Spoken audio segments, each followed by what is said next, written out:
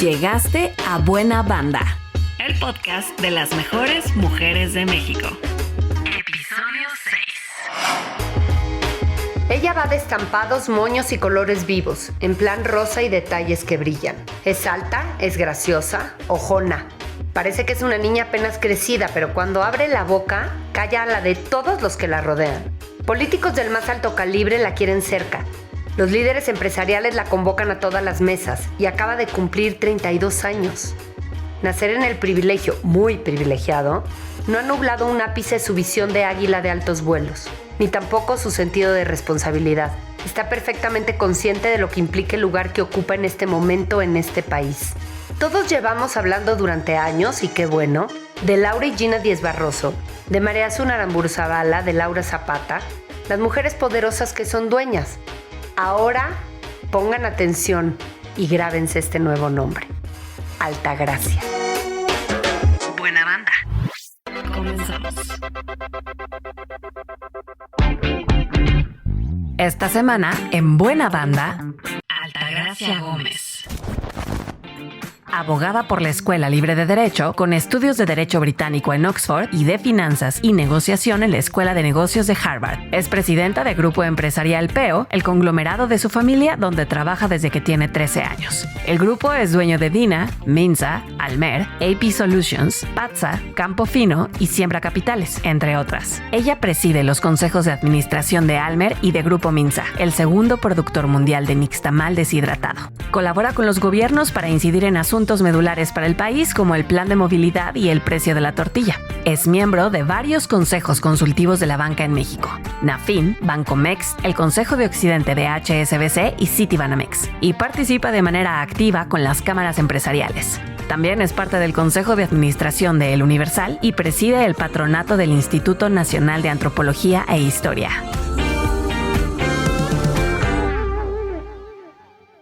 ¿No tienes tocayas? No. Bueno, Tuviste una tocaya. Tuve. ¿Me hablas de tu tocaya? Mi abuelita Altagracia. Te voy a decir, hay dos. Una que no conocí, pero que es súper relevante. Altagracia Mercado, que se conoce como la heroína de... es de Hidalgo, de un pueblito de Huichapan. Fue una de las grandes heroínas de la independencia en México. Ella financió una tropa insurgente para pelear contra el ejército realista, y cuando finalmente en una de las últimas batallas capturaron a los insurgentes, el general del ejército español dijo que a ella, digamos que era tan valerosa que mujeres como ella no debieran morir, y la dejó vivir. Wow. Y finalmente en la discusión de la Suprema Corte para otorgarle el voto a la mujer, se mencionaron las contribuciones de Altagracia Mercado. Mira. Porque dijo, era un ejemplo de cómo las mujeres podían contribuir a la lucha por un mejor país. Entonces, conozco a, digamos, varias Altagracias de la historia de México. Fue un nombre que se usó mucho también en la Revolución de México. Muchas Adelitas famosas que se llamaban Altagracia. Pero en mi caso, digamos, mi heroína particular fue mi abuelita Altagracia. Y ella fue una mujer que sufrió muchas pérdidas, pero que disfrutó muchísimo la vida. Ella fue huérfana a los 5 años de edad. Migró después de la revolución, de la Guerra Cristera. Nosotros somos de Jalisco. Nació en Tenamaztlán, luego regresó a Juchitlán. Estuvo 8 o 9 años fuera en San Bernardino, en California, precisamente debido a la Guerra Cristera. Y cuando regresa a circunstancias familiares y socioeconómicas muy distintas, ¿no? De gente que había tenido mucho a gente que no tuvo nada, a empezar a trabajar. Se tuvo que salir, no estudió más que primaria. Bueno, la realidad es que no estudió formalmente, ¿no? Porque nunca dejó de estudiar, nunca dejó de aprender. Hasta los 88 años que vivió, estaba en clases de arte, de pintura, de historia, etc. Una gran conocedora de muchas artes, pero específicamente de historia universal y de México. Y cuando regresó primero a Juchitlán con sus 3 hermanos. Su familia los quería separar porque no tenían papás. Entonces, que un tío agarrara a cada hijo. Y finalmente una de sus tías, que es su tía Lucía, que es por lo que mi hermana se llama Lucía, Dijo, fue no quien los separen, lo único que se tienen es a ellos. Claro, entonces ella se encargó de formarlos, pues desde luego para que pudieran ser autosuficientes, pero también para que fueran buenas personas. Se vinieron a vivir a Guadalajara y ahí conocí a mi abuelo, y pues así empieza la historia de nuestra familia en 1949 cuando se casan mis abuelos. ¿Y ninguna otra prima fue Altagracia? Tengo una prima mayor que lo tiene de nombre segundo de nombre. segundo nombre, pero Ok. no lo usa.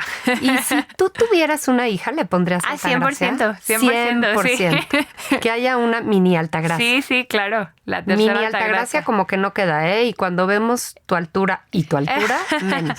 Sí, no, pero mi mamá dice que la persona sea el nombre. A ella en un inicio no le encantaba, a mí no. Ella cree que me llamara María Elena. ¿Como ella? Sí, como ella, y ahora le encanta. Entonces sí, yo sí creo que la persona sea el nombre y además me encanta el nombre. A mí me encanta tu nombre también. En ese sentido, que digo, no tienes tocallas y eres única, ¿cómo te vives? Esto que nos dicen desde niñas de eres única, nunca va a haber una persona igual a ti, naciste solo tú y para siempre vas a ser tú y nadie va a ser igual. Eres única en muchas cosas, ¿no? Ya tus credenciales están presentadas. ¿Cómo vives tú ese ser tan exclusivo viviendo tú en tu ser único? Yo lo disfruto muchísimo. ¿Te gusta ser tú, pues? Sí, a mí me encanta ser yo. Creo que hay valor en no ser ordinario. Y yo creo que en general las personas nacen grandes y luego se van haciendo chiquitas cuando toman malas decisiones.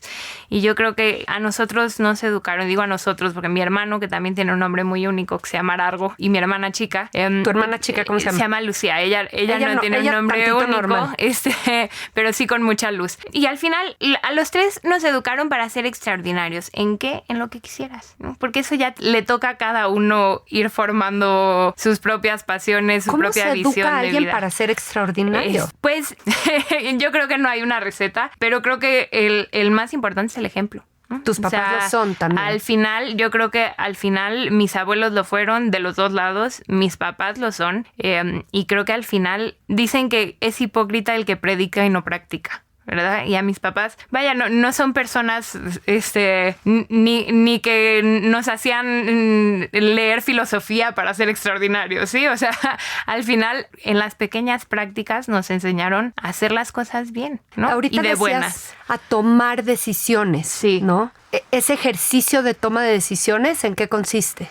Te voy a decir, creo que al final todo en la vida es, desde luego, experiencias, ¿no?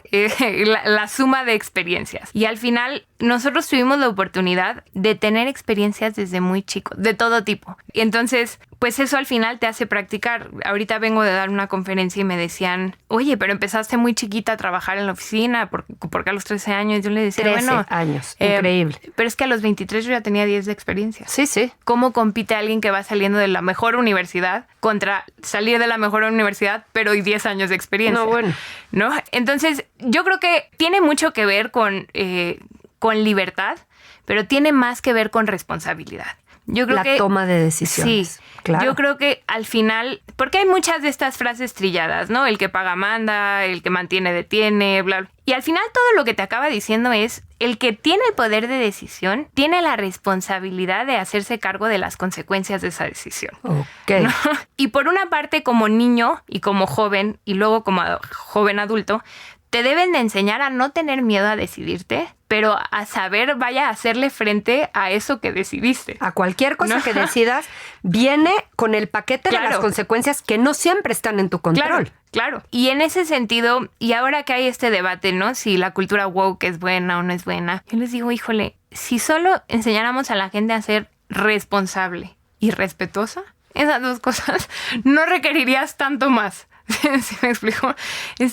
Porque hay una línea que en buscar como joven o buscar como niño libertad, cuando no hay un límite y no hay una enseñanza detrás de esa libertad, es muy fácil llegar al abuso, ¿no? Y más que a la equivocación, al abuso. Al abuso. Sí, porque finalmente, ¿por qué no tomas antes de los 18? ¿Por qué no debes tomar antes de los 18? Porque puedes hacer equivocaciones de las cuales no estés preparado para afrontar las consecuencias. Sí, porque las consecuencias pueden ser muy trágicas. O porque te van poniendo la hora de llegada más tarde y más tarde y más tarde. Y a lo mejor la primera vez que lo haces no te dieron permiso. Sí, pero tú aprendiste. Del no tener permiso, aprende. Y el aprendizaje es por medio del castigo o por medio de la consecuencia a la que enfrentaste. Pero entendiste que cuando cometes algo que no debes, hay una consecuencia, ¿no? Y entonces la próxima vez, por eso es tan triste ver a alguien que no sabe tomar a los 30, ¿no? Sí. Que dices, híjole. Sí. Pues, Entonces, en ese sentido, la libertad unida a la responsabilidad de las consecuencias. Claro. ¿Y desde chicos a ustedes les daban libertades distintas? Sí, pues te voy a decir, yo crecí con papás de otra generación, ¿no? Mis papás nacieron grandes. En 52, nos llevan 40 años y además ambos de familias conservadoras en Guadalajara, ¿no? Entonces, desde luego, mi mamá les lleva 15 o 20 años a los papás de mis amigas, ¿no? O sea, claramente hay cosas que se crecieron de distinta forma. Claro. Y yo ahí siempre lo que les digo es, híjole, hay una gran diferencia cuando te dicen que hay papás con mucho control y luego hay papás con límites. Yo les digo, el control es en favor del que lo pone, ¿no? O sea, no hagas esto, eso es en favor de mí. Le conviene a él. El límite es en favor de a quien se lo pone. Me encanta la diferencia. ¿Sí? Entonces, nosotros fuimos niños que crecimos con muchos límites, de todo. Sí, o sea, a nosotros nunca llevamos 10 pesos para comprar papas en la escuela.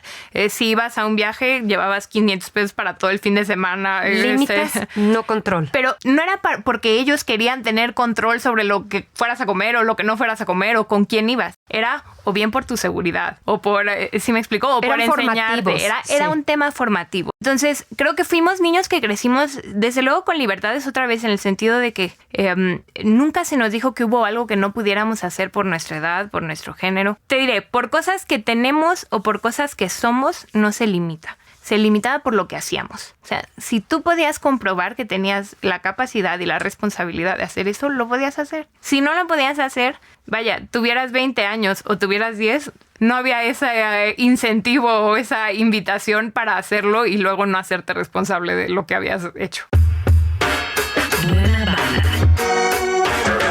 Tengo dos cosas que preguntarte porque eres una joven rara, ya quedamos en muchas cosas y te encanta ser rara y perfecto. No bebes, no haces redes sociales, no tienes ni siquiera un perfil incógnito para chismear en las redes. Ok que no postees, pero no chismeas en las redes sociales. Tengo una cuenta de Twitter, pero nunca he puesto un tweet.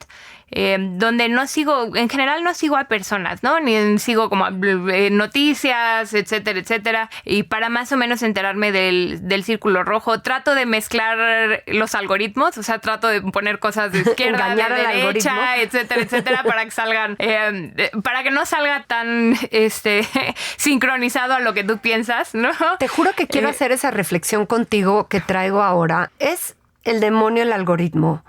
Porque es que es muy peligroso porque el algoritmo es un bombón que te entrega las cosas de tu interés exactamente como las querías y tal. Pero es muy peligroso porque limita la visión y parece que como el reflector está en tu propia... O sea, no ves más allá de tus narices cuando la agenda no necesariamente es tu agenda.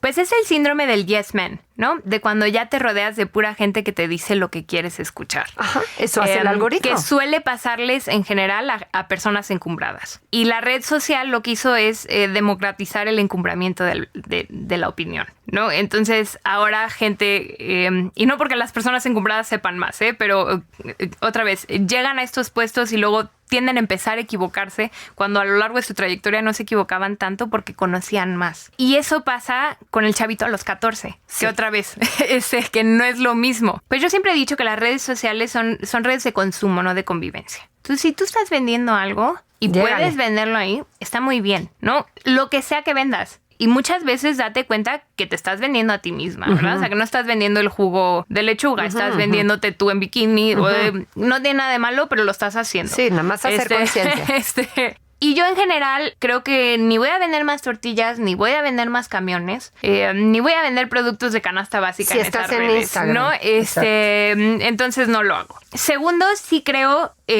esta parte de los algoritmos que pueden ser, y no específicamente para Instagram, que otra vez eso es más un tema de consumo puro y duro, no de noticias, sino de productos, pero en Twitter, ¿no? Que es el círculo rojo, creo que pudiera ser muy pernicioso estar leyendo puras cosas que dicen lo que creen que quieres escuchar, ¿no?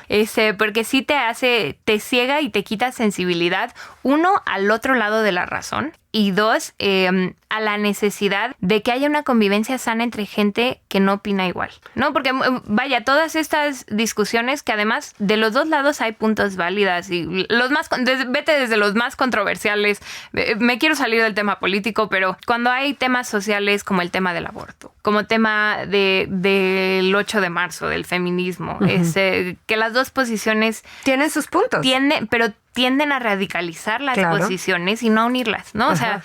porque en estas redes sociales lo que se premia es el engagement. Sí. ¿Sí? Y puntos centrales, pues no generan engagement. Sí, o sea, si no estás diciendo, me gustaría matar Si no a hay alguien, postura, no hay engagement. no hay, Sí. La polarización se premia, pues. Sí, claro, porque es lo que puede generar una reacción. Claro. O sea, al final las redes sociales viven de las reacciones. Claro. Sea un like, sea un me gusta o sea una mentada de madre. Sí. Y si no alcanzas a generar eso, el lado positivo o lado negativo, ¿sí? O sea, si no puedo decir me encantas, y no te va a encantar alguien salvo que esté perfecta y filtrada, o si no puedes decir, híjole, me das asco, Ajá.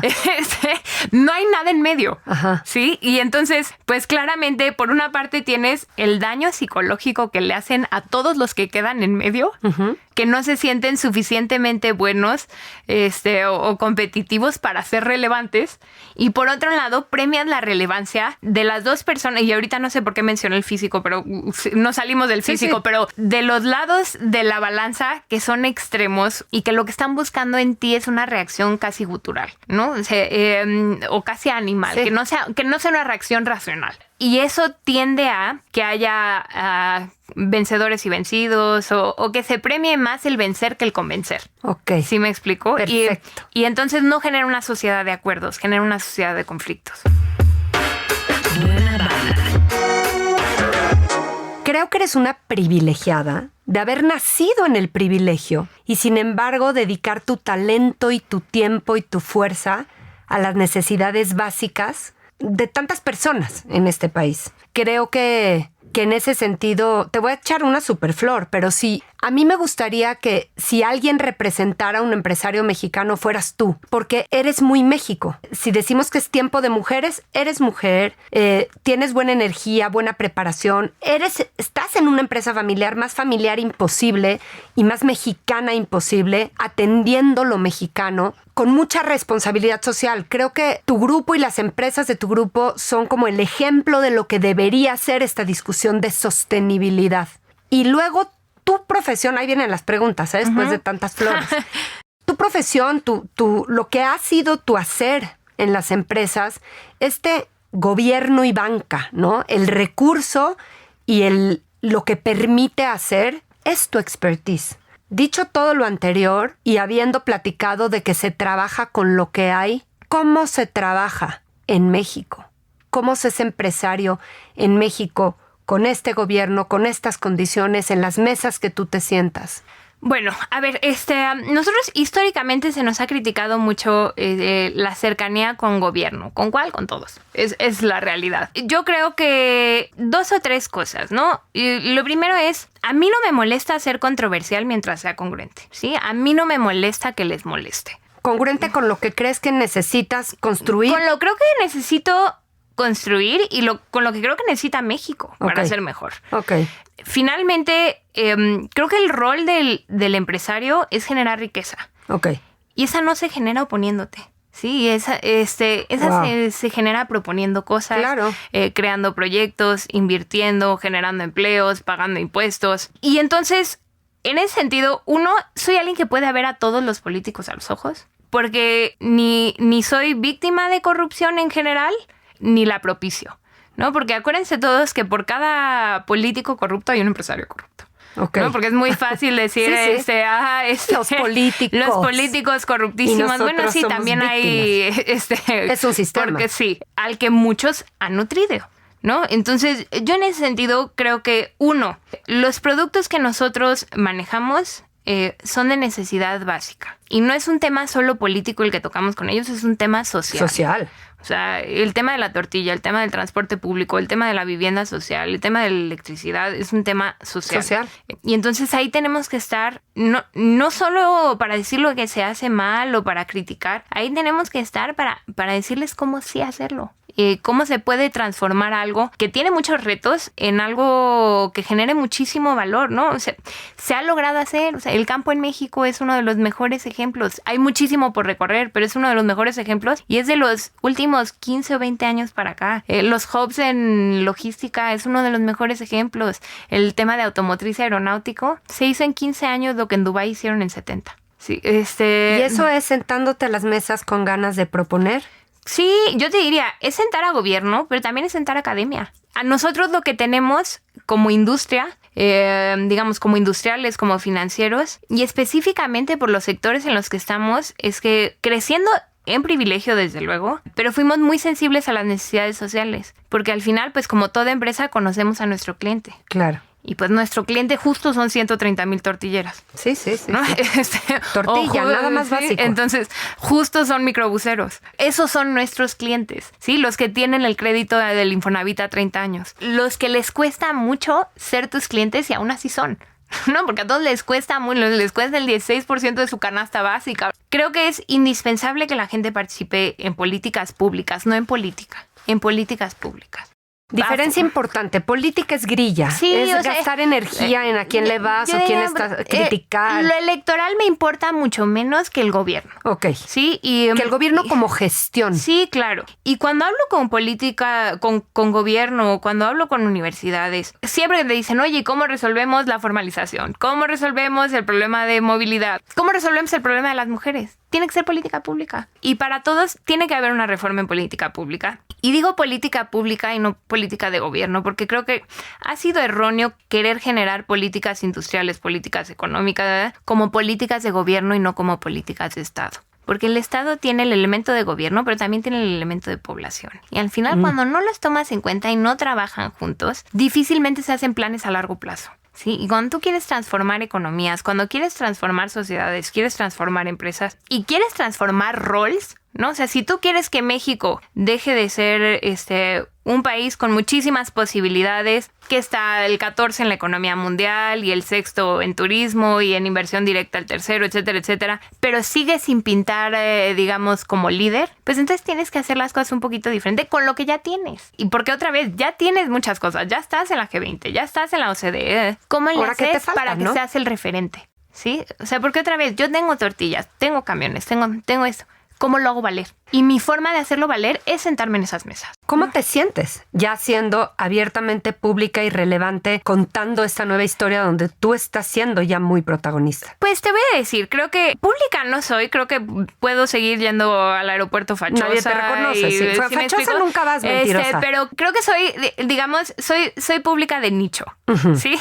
Hay ciertos sectores que me conocen y reconocen desde muy chiquitas, Quizá no pública, claro, no eres una famosa que va a reconocer la gente de a pie en la calle, pero eres un nombre de peso en las decisiones del país e internacionales también. Sí, eso sí. Nosotros siempre estamos orgullosos y agradecidos, ¿no? Orgullosos que podemos estar en esta posición, de tener relevancia, de tener capacidades de transformar más allá de nuestras empresas, porque esa es la realidad. Cuando tienes una empresa suficientemente relevante, lo increíble es que puedes cambiar más cosas que tu empresa, ¿sí? O cuando tienes una posición suficientemente influyente, pues puedes, digamos, eso te exponencia a cambiar otras cosas, ¿no? Entonces luego te puedes meter en otras cosas, en cultura, etcétera, etcétera. Y segundo, pues yo creo que súper agradecida, ¿no? Porque obviamente a mí se me abrieron las puertas desde muy chica. Digamos, quizá antes de salir en las revistas, yo ya tenía las puertas abiertas con mucha gente. Y creo que el tema de que se me hayan abierto las puertas es que, uno, yo siempre les digo, cuando te conocen, depende de ellos. O sea, cuando te ven. Sí, tu primera impresión, pues, depende de las preconcepciones que tengan de ti. Pero cuando te escuchan, sí creo que depende de ti. Y puedes hacerlos cambiar de opinión. Y creo que hemos tenido la posibilidad de hacer a mucha gente cambiar de opinión. Es que Altagracia, a todo mundo. Te lo juro que me impresiona cómo tu arreglo personal, eres grande, o sea, alta, eres guapa, te arreglas mucho, te gusta la moda, la estética. Y entonces, no sé qué espere la gente de ti, pero es tan frecuente que después de hablar la gente diga, madres, ¿con dónde me acomodó esta niña? ¿No? Todavía, porque sigue siendo chica, ya es esta mujer, sorprende. Sí, creo que desde lo que dices, desde creo que mi forma de arreglarme, que es muy, muy femenina, para quien no me conoce, es mucho rosa, muchos moños, mucho pues sí, parece que traigo una muñeca en el brazo. Sí les causa sorpresa, pero yo creo que eso es algo bueno. Yo sí. Claro. Y creo que es otra de las razones para no tener redes sociales. Creo que nunca debes de perder la capacidad de sorprenderte, pero tampoco de sorprender. Y creo que cuando no tienes redes sociales, no saben qué esperar tanto de ti. Esa estuvo buena. Sí. ¿Cuáles son tus sueños personales más allá de lo que pueda estar pegado a tus sueños empresariales? ¿Quieres tener hijos? ¿Tienes una pareja actualmente? No. ¿Quieres? No, ahorita no. No tengo tiempo. Te diría, y otra vez, creo que aquí, y el ejemplo resuena con nosotros, mis papás fueron papás grandes. Entonces, en caso de ser papá, siempre imaginé que sería una mamá grande. Okay. Sí, o sea, en caso ¿No de estás serlo, segura sería... que quieres ser mamá? No lo sé. Creo que desde luego es la responsabilidad más grande que una persona puede asumir, hombre o mujer. Y creo que en caso de hacerlo, uno, no te puedes equivocar de con quién. Y dos, creo que debe de haber un compromiso y un proyecto de vida en común, más allá del de pareja, de formar a esos niños, ¿no? Y la realidad es que no soy alguien que sería infeliz si no soy mamá. No. ¿Sí me explicó? O sea, creo que puedo ser una gran tía. Creo que no es bueno ponerte objetivos que no dependen de ti, ¿sí? Y creo que puedes tener estándares de lo que quieres y de lo que no quieres. Ajá. Y de lo que aceptas y lo que no aceptas. Pero nunca me lo pondría porque no es algo... O sea, yo no sería mamá sola. Hay gente que sí, okay, ¿no? O sea, yo no sería una mamá sola. Entonces, en ese sentido, no depende de ti. A lo mejor no te enamoras. ¿Sí me explicó? Sí, no te enamoras y no del que dé el ancho, claro, como papá. Y no estaría dispuesto a bajar estándares, claro, por ser mamá. Ok. ¿Sí? Sabes muy bien tus nos negociables. Y no le dices que sí a lo que es un no para ti. Y en eso creo que eres muy clara en tus límites y muy pragmática. Sí. ¿Cómo eres para decirle no a cosas que ya suceden o a personas que ya suceden y que sabes que tienes que terminar? Ya hemos dicho mucho que eres chica, pero tienes suficientes años como para seguramente haber vivido términos de relaciones. A ver, yo creo que la relación de todo tipo, el laboral, familiares, de todo tipo, amistades, parejas, lo que sea, creo que, bueno, que decir que no, uno, es una de las mayores virtudes que puede tener alguien, ¿no? Y es una virtud de la madurez. Y la forma de decirlo también, ¿verdad? O sea, siempre tratas de hacerlo desde el agradecimiento y no desde el rencor. Pero sobre todo con claridad. Y creo en ese sentido que ¿cómo sabes cuándo decir no? Pues es doble, ¿no? Cuando ya no te aportan y cuando ya no tienes nada que aportar. ¿Cómo está el dolor de decir no a algo que tienes certeza de que ya no te aporta o no tienes nada que aportar, pero duele?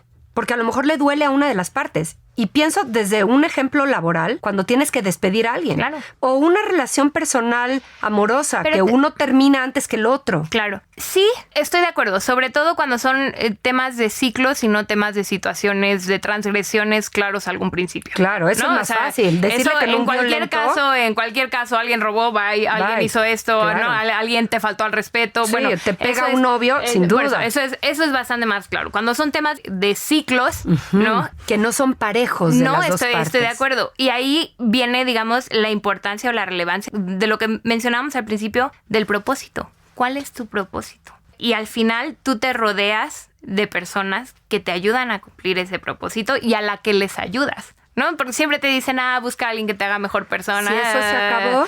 Al final, tu guía, ahora que mi hermano recientemente se casó y justo cuando teníamos que hablar con él, bueno, no teníamos, en algunas de las pláticas o tal, las se mencionan, exacto, ¿no?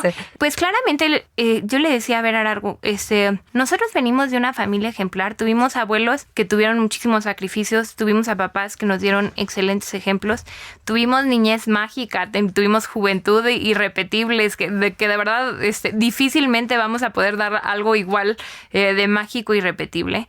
Yo le decía, cuando veas para adelante y no sepas a dónde ir, voltea para atrás y acuérdate de dónde vienes y quién eres. Y yo creo que tus principios siempre te van a ayudar a conseguir tus fines. Vaya, principios de valores, ¿no? Entonces yo sí creo que cuando las personas tienen claro su propósito, aunque en ese momento no sepas qué hacer, no sabes a dónde vas, entonces voltea a ver de dónde vienes y voltea a ver quién eres. ¿Y qué quieres seguir siendo? Y eso siempre te va a ayudar, ¿sí? Si estás con alguien que es muy distinto a ti. Pero ¿cómo el otro puede...? O sea, ese proceso pero es que me ese encanta no es tu para problema. ti. Ay, güey. Ese no es tu problema. Suena pragmático, útil para la vida, pero suena muy frío. No, bueno, es que no es frío, es entender que su forma de pensar y su forma de sentir depende de él. No es tu responsabilidad. O de ella, ¿sí me explico? Obviamente no seas grosera, no seas... tu responsabilidad llega hasta la comunicación con claridad, claro, con verdad. Claro, o sea, hasta donde no mientes, hasta donde no ofendes. lo que hablábamos, hasta donde eres responsable y hasta donde respetas. No tienes ninguna facultad de faltarle al respeto, no tienes ninguna facultad de ser responsable más allá de lo que puedes ser responsable. Wow. Crear valor, crear valor, crear valor. Sí. No puedes pensar en un movimiento que hagas solo por enriquecer más al grupo, sino es generar riqueza también para la comunidad donde estás puesta. Pues te voy a decir, creo que la misión y la visión, justo hoy les decía, a ver, hay diferencias entre negocios y empresas. 100%. ¿Sí? Entonces, un negocio es comprar barato y vender caro. Ajá. ¿Sí? Si tú compras un terreno a 2,000 pesos o a 200,000 pesos y lo vendes en 300,000, hiciste un buen negocio. Y digamos que enriquece a sus dueños, Sí, básicamente. hiciste un buen negocio, pero no eres una gran empresaria. Sí. ¿Sí? Cuando tú haces una empresa, incluso jurídicamente haces una persona moral. Sí, Claro. entonces es una persona con personalidad y patrimonio propio. Sí. Desde luego el patrimonio es importante, pero la personalidad lo es más. Tú estableces una misión, estableces una visión, estableces los valores, le pones hasta el colorcito a tu empresa y los pantones y bla, bla, bla. Entonces, cuando tú haces una empresa, necesariamente la haces, uno, para que te trascienda. Ajá. Eso es, porque si no le pondría Altagracia SC. Ajá. ¿No? Cuando dices Minsa es mucho más que Altagracia. Claro. Lina es mucho más que Aragó, Claro. etcétera, etcétera, ¿no? Y la haces para que te trascienda en esfuerzo. Necesariamente estás hablando de un esfuerzo colectivo, 2 o más personas, pues en el caso de que haya miles, ¿sí? Y estás hablando de que te trasciende en el tiempo. Tú estás hablando que cuando no estuvo mi abuelo, estuvo mi papá, y cuando Sí. no esté yo, estará alguien más. ¿Sí? Si es de la familia o no es de la familia, también pasa a segundo plano. Claro. Entonces, sí creo que hay excelentes personas para negocios y luego hay excelentes empresarios. Y en México tenemos de los dos y creo que está bien. Amo la definición, la diferencia entre negocio y empresa. ¿Alguien te intimida? Creo que no. No, yo creo que muchísima gente que respetas, mucha gente que admiras, pero así como intimidar, no. ¿Alguien no has conocido que tienes ganas de conocer y te da nervios conocer? Pues no nervios, pero yo creo que tanto Angela Merkel o Michelle Obama son dos personas que creo que fueron... Hijo, me encantan tus sí, estándares. ¿Sí? Líderes increíbles, no mujeres líderes, solo líderes increíbles. Yo creo que fue la última, bueno, hasta ahora es la última gran estadista Angela Merkel. Y Michelle Obama creo que es una mujer muy plena y muy completa. Y ahora mencióname 2 líderes en México, empresarios, que te parezcan admirables. Bueno, mi papá. No se vale, no. Ay, tu bueno, familia no se vale. No, te voy a mencionar de Jalisco, uno, porque es alguien que no sale en revistas, pero que tiene una de las mejores empresas de México y del mundo, que es Don Manuel Romo, de Proan o de Huevo San Juan, que es una persona que, uno, ha transformado su comunidad impresionantemente. 2, se ha integrado verticalmente en todos los aspectos y todo lo hace con excelencia. El otro abrió un rastro de primera calidad, está exportando a Asia, a Europa, etcétera, etcétera. Con el huevo creo que son 116 millones de huevos los que se ponen. Bueno, Un hombre de huevos, pues. Sí, de muchos. Y creo que es una persona que lo ha hecho todo con excelencia, lo ha hecho todo. Y admiras muy, muy también bien. a su persona. Sí, ¿cierto? claro. O sea, claro, se admira claro. siempre la obra No, claro. y a la persona integral. Claro. Y quizá otro empresario en México, pues por poner una mujer que además es una gran amiga mía, a Gina Díez Barroso, Gina. ¿no? Que también es alguien, uno, súper echada para adelante, ¿no? 2, que es osada pero no irresponsable. Ok. ¿No? O sea, es alguien que no se planta y es una gran representante y tiene la parte social, tiene lo de Dalia, pero también tiene la universidad en centro, tiene la inmobiliaria. Pero si tú también lees su historia, ¿no? O sea, ella, por ejemplo, fue la que hizo Tú, la revista, la tipo 17 de México. Pero ella es más bien Laura, ¿no? su hermana. No, con Sí, Gina también Gina. Pero sí, Gina, bueno, las dos. es que el par es tan impresionante. Y siendo muy distintas, Muy distintas. Pero cuando Gina te cuenta, por ejemplo, no sé qué puso de un bronceador con zanahoria, Ajá. y dice que todas las clientas regresaron que se habían manchado. Ajá. Porque el 17 decía, bueno, Tú decía que se pusieran bronceador con zanahoria. Entonces, te dice lo que le han dicho que no puede hacer y cómo lo ha hecho. Y luego los grandes consejos que le han dado, ¿no? O sea, cuando finalmente deciden emprender en nuevos negocios. Sí. los consejos que tomó, los que siguió, los que no siguió, y cómo ha aprendido de cuando le ha ido muy bien, pero también de cuando le ha ido muy mal. Creo que Gina es la mentora de México, y ahí me da pie para otra pregunta contigo. Yo no sé dónde ubicarte y no te quiero ubicar a fuerza en algún lugar, pero es que tienes edad de ser mentí, pero tienes sabiduría y experiencia de ser mentora. ¿Eres de las dos? Sí, yo creo que todos tenemos que ser de los dos, siempre, sin importar la edad, ¿eh? Okay. O sea, siempre ser les digo mentí que de hay alguien. que utilizar, siempre hay que utilizar métricas de valor y no de tiempo. O sea, para todo. O sea, esto de dedicas cuántas horas al día a tu familia y cuántas a esto, no me funciona, ¿sí? O sea, a veces es un segundo, a veces es 4 horas. Métricas Entonces, de valor y no de tiempo. A ver, sí. échame una métrica de valor. Por ejemplo, esto, cuando te dicen cómo te repartes el tiempo entre trabajo y familia. Pues como puedo, cada semana. Sí, me explico, o sea, pero no Sí. es 40-60, no es 50-50. Y cambia todo el tiempo. No es 80-20. Tú dices, yo doy el 100% a los dos. ¿Qué significa eso en el día a día? Cosas distintas. Pero tu valor, tu pasión, tu afecto, sí está en 100% siempre. Claro. Me gustó. Sí se pueden muchos 100%. Claro. Y otra vez, y cuando aprendes, tienes que estar aprendiendo al 100, pero también cuando enseñas. Y la verdad es que el día que dejas de aprender, tienes que dejar de enseñar. Entonces, siempre alimentarte. Sí, claro. Tú eres una mujer muy culta y muy informada. ¿Me explicas a qué hora? Digo, ni modo, voy a hablar de tiempo. ¿Cuáles son tus formatos de informarte hoy día? Te pasan seguramente un resumen noticioso, pero ¿cómo pones el foco en eso? ¿Qué lees para tu consumo de entretenimiento y tu disfrute? ¿Te echas una novela de pronto? ¿Escuchas Fíjate audiolibros? ¿Ves series? ¿Qué haces? Soy más de leer para aprender que para entretener. Uh-huh. Me entretiene más aprender que solo entretenerte. Que el plot. Okay. Sí, las novelas que me gustan por las técnicas literarias, ¿sí? Entonces, por ejemplo, autores como Charles Dickens, que usan mucho aliteraciones, que usan mucho las formas en las que estructuran las oraciones, etcétera, etcétera. Eso me gusta mucho. Soy una persona muy musical, me encanta tanto ver musicales como escuchar música, y además me aprendo las canciones muy, muy, muy rápido. Y soy una persona que le encanta ver series. Entonces, en avión, como tomo como 4 vuelos a la semana, soy alguien que puede ver series con relativa rapidez.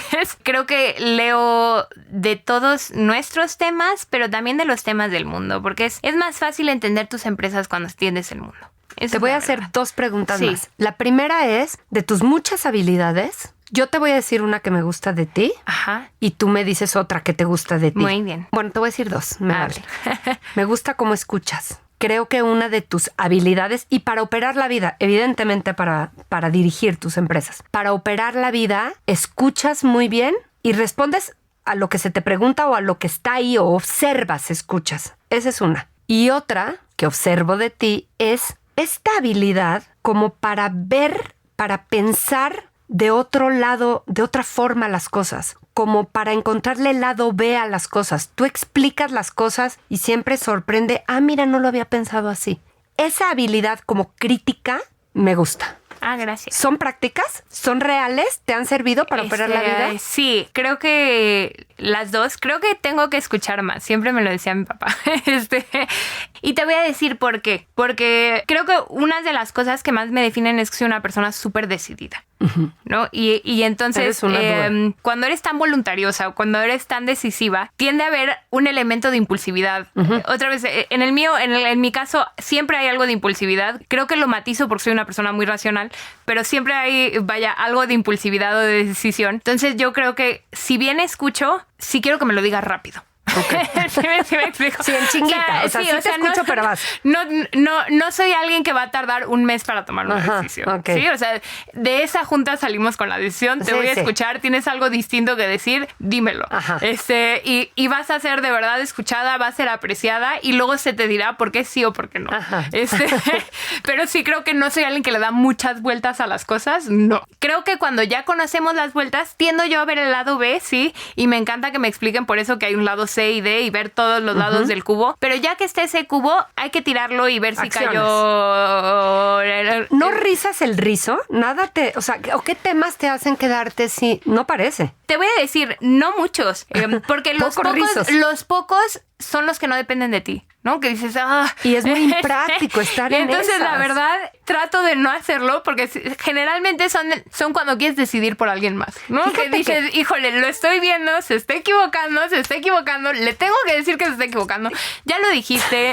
Y yo considero que una de mis virtudes es el convencimiento. O sea, creo que soy buena convenciendo a las personas, precisamente porque sé ver el otro lado a la moneda, ¿no? Pero cuando les enseñas ese otro lado y te dicen, sí, pero bueno, y si le seguimos intentando, entre que soy decisiva o soy voluntariosa, y soy buena convenciendo, las veces que no logro mi cometido, soy muy terca, ¿no? Entonces, no es que me quede pensando, dándole vueltas a las cosas, sigo intentándolo. Sí. Entonces, creo que intento no tener estos procesos que no son tan productivos, que no son tan benéficos y que luego tampoco son tan apreciados por las otras partes. No, ¿Sí me o sea, explico? la imposición, igual para dirigir empresas, sí, quizá Claro. para la vida, Claro. ¿no? Como me decía, mi exmarido me decía, oye, aquí no eres la jefa, ¿no? Y hay veces que no puedes ser impositivo tanto con tu forma Claro. de ver la vida. Y yo te diría, más que imposición es cuando no logras convencer. Sí, claro. Sí, porque es muy distinto tratar de imponerte, que ahí tú de entrada sabes que en ciertos temas no tienes ni que opinar, ¿no? O sea, pero si ya te preguntaron una vez qué piensas, Y tú estás tan segura de lo que piensas. Lo dices y crees que se están equivocando, pues sí es complejo, porque otra vez, tu tarea ahí es convencerlos, no es No imponerte más, porque no ok. tienes, o sea, porque además en general ni te afecta. Sí, o sea, muchas veces son cosas que ni te afectan. Ajá.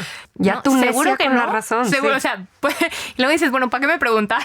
Pero fíjate que acabo de detectar una habilidad blanda que creo que es la habilidad de detectar lo que no está en tu control. No, claro. Porque una vez que lo ves muy claro es como, pues suéltalo. Pero es que a veces no lo detectamos tan claramente. Y poder ver, esto ya no está en mi control, paso de eso y a lo que sigue, tendría que ser Claro. una habilidad Y te voy a blanda. decir, mi papá siempre nos decía, para negocios, pero en general siempre me decía, ten muy claro cuánto quieres perder. Y eso es en todo, ¿sí? Cuánto tiempo, cuánto dinero y cuánto esfuerzo. Y cuando tú pones esa rayita, dices, hasta aquí. Sí, o sea, ya perdí 500,000 pesos, ya. El Hasta aquí. 501, ya no. Ya no. No, o le voy a dedicar 3 años a emprender. Si me sale bien, si no, regreso a mi trabajo. ¿No? Y hasta para 3 cuando te años. gusta un güey o para las me metas explico? personales. Exacto. Dices, bueno, quiero hasta los 40 porque si me caso es para tener hijos. Ya No, sé. no. Ya. Y la Next. verdad es que saber lo que estás dispuesto a perder. Me gusta. Te da una claridad. Si me explico, cuando quieres que alguien cambie de opinión, dices, ¿hasta cuándo lo empujo? Ajá. Hasta que pase esto. ¿Ya pasó? Ya, hasta ahí me Sé quedé. feliz. Era mi límite, compe. Y entonces creo que eso te ayuda a saber cuándo empujar y cuándo decir, aquí ya no. ¿Cuál es tu habilidad? Yo te dije unas. Ahora dime otra que a ti te guste y te haya sido útil para operar la vida. Yo creo que sé formar muy buenos equipos. O sea, eso es uno.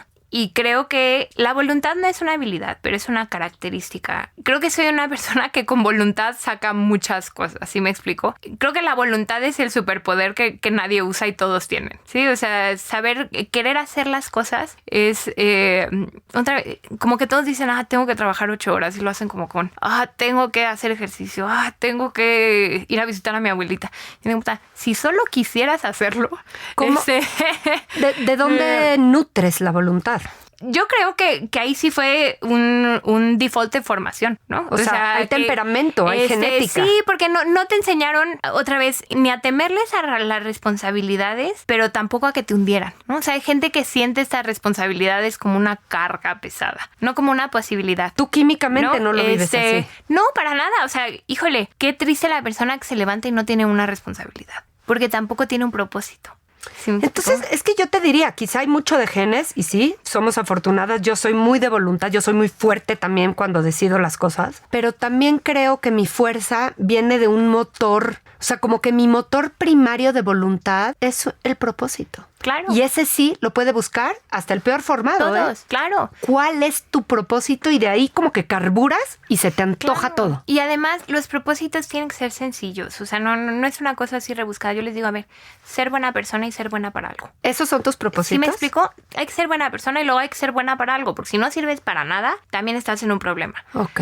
Ser Buena persona y ser buena para algo. Está bien fácil. ¿Qué es algo? Lo que te Miles de gusta. cosas. ¿Sí me explico? O sea, si a ti te gusta hacer películas, sé buena haciendo eso. Ahora me voy a atorar. Si te gusta hacer Pero es que no sé pasteles, para qué soy bueno. es que nadie es bueno si no trabaja. Esa es la otra. Ponte a chambear y entonces te vas a dar cuenta esa es que la eres otra. bueno. Pero sí, siempre le tienes que apostar a tus fortalezas. Porque yo les digo, a ver, a estas niñas que las crían a decirles que eres lo más bonito del mundo y claramente no son, ¿no? Y me incluyo, pero dices, híjole, si a lo mejor le dijeras, oye, tu hermana es lo más bonito del mundo, pero tú eres chistosa. Y como estás fea, empuja a que seas chistosa. No puedo. O empuja a que seas inteligente. ¿Sí? O empuja a que seas buena onda. ¿Sí me explicó? Entonces, si ser buena onda es tu fortaleza, a lo mejor vas a hacer una RP fregoncísima. O sea, no, pero que te impulsen eso. Sí. Porque al final sí es un tema de formación desde niños. ¿Qué les vas diciendo a los niños? Y a los hombres también. ¿Sí me explicó? No eres bueno en fútbol. ¿En qué sí eres bueno? Sí. Sí, o sea, te llevamos a robótica, te llevamos a natación. La verdad por delante, ya te vi. Sí, pero además es una verdad que fortalece. No es una verdad, o sea, no es para decirle a alguien que estás fea. No es para decirle a alguien no eres inteligente. Pero si no se te dan las matemáticas, a lo que vas a aspirar es a hacer promedio en matemáticas si le echas un buen de ganas. Pero te voy a decir otra Pero verdad si eres que buena te en va a otra llevar cosa, a otro lado. Si me explico, Claro. a ver, cuando tú te maquillas, pues escoge siempre que te dicen, ¿qué es lo que más te gusta de ti? ¿Qué es lo que quieres resaltar? Yo, por ejemplo, tengo una piel que en general no es bonita. No, ¿qué te pasa? Pero si pasara 40 horas echándole a la piel, no va a ser la piel más bonita del mundo. Pero les digo, no, maquíllenme los ojos. ¿Sí me explico por qué? Porque esos ojos sí son muy bonitos. O sea, conviene. tú tratas de fortalecer lo que ya es fuerte. Sí. Lo que naturalmente es fuerte lo tienes que nutrir. Sí. Sí, y eso pasa con niños y eso pasa con adultos y eso pasa con empresas. Tú trata de cambiar lo que la empresa hace muy mal y a lo mejor vas a ser promedio. Mejor fortalece Trata tu de fortaleza. fortalecer lo que haces muy bien y lo vas a ser el mejor. ¿Sí me explicó? Entonces, en eso creo que es nuevo foco de la psicología también, ¿no? Agarrar la fortaleza Claro. y desde ahí no seguir rizando el rizo de la herida. Claro. Y del drama. No, y sino otra al vez, revés. entendiendo que todos somos buenos para algo y muy malos para otras cosas. ¿No? Por cierto, no tienes mala piel. Y sí, muy bonitos ojos. gracias. Última pregunta para ti, que me importa mucho escucharte. El otro día había en mi casa una conversación de una niña que decíamos que vive en el dinero no importa y el dinero vale gorro. Y mis hijos juzgaban, no sabe lo que vale el dinero y qué frívola. Y luego hubo esta postura, si quieres, permisiva o conciliadora de mi parte, donde dije, no necesariamente es su culpa, porque ella nació en el privilegio y es lo que conoce. Entonces, o sea, piensa eso de la realidad porque es lo que conoce. Y luego me quedé pensando que no me gustó decirles eso, porque creo que vamos teniendo responsabilidad como ciudadanos y como mexicanos, nazcas donde nazcas. Bueno, no me importa lo que crea yo. Tú que naciste en el privilegio, ¿qué piensas de esto? Tienes la obligación de conocer que eres privilegiada. Y ¿no? nada de que, pero es que así entiende el mundo y pobre. No lo voy a repetir aquí porque lo dije en otro podcast, pero les recomiendo a todos la carta del general Álvaro Obregón a su hijo. La oí con el oso traba. Sí, al final lo que dice esa carta y lo sintetizo, básicamente dice, las personas tienen que saber clasificarse. Y cuando tú naces cuando eres hijo de ciertas personas encumbradas, naces mirando a la gente para abajo. Y entonces tienes que saber, no solo que tienes ese privilegio, tienes esa desventaja. Porque nunca has trabajado para merecer nada de lo que tienes. Entonces es privilegio y a la vez es desventaja. Pues sí, porque no mereces lo que tienes. Uh-huh. Sí, o sea, fue por azar que te tocó ser ese privilegiado. Uh-huh. Y en la medida en la que no hagas algo para que a partir de que te das cuenta de eso lo merezcas, pues realmente dice, estás condenado a ver a todos para abajo. Y los que nacen abajo están condenados a ver todo para arriba. ¿Sí? Entonces tienden a tener trayectorias más ascendentes que los que ven todo abajo. ¿Sí? Los que se sienten merecedores, tienden a no saber sortear crisis y frustraciones, ¿no? A alguien que nunca nada le costó. Uh-huh. O sea, no la va a pasar bien. Va a tenerlo todo y va a ser rico, pero no la va a pasar bien. Y dos, tampoco va a poder ser pleno. Alguien que no sabe el valor de las cosas, más allá del costo, alguien que no reconoce el valor de las cosas, difícilmente puede encontrar plenitud. Podrá encontrar satisfacciones, pero no plenitud. Plenitud, siendo que la plenitud. La plenitud es la conjunción, de las satisfacciones que dan felicidad. No, las verdaderas satisfacciones. Claro, que no vienen de cosas, ¿no? O sea, al final, el empresario que le digas que si le quitas su empresa, le quitas todo, es un empresario que está quebrado de inicio. Entonces nadie es suficientemente rico como para tener la justificación de no ser sensible al resto que no lo es o a su propia condición? No, yo creo que otra vez, igual iba a estar muy repetitivo este podcast, pero la riqueza viene con responsabilidad. Y primero es la responsabilidad del que la genera, desde luego del que la reparte también, pero también el que la disfruta. Esto fue Buena Banda. Nos escuchamos la próxima semana.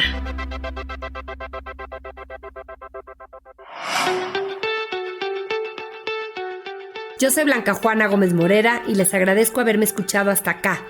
Me encuentran en redes, en Twitter soy Blanca Juana, en Instagram Blanca Juana GM y en LinkedIn con mi nombre completo. Me va a encantar conversar con ustedes aquí o en el cuerpo de comentarios que ya abrió Spotify.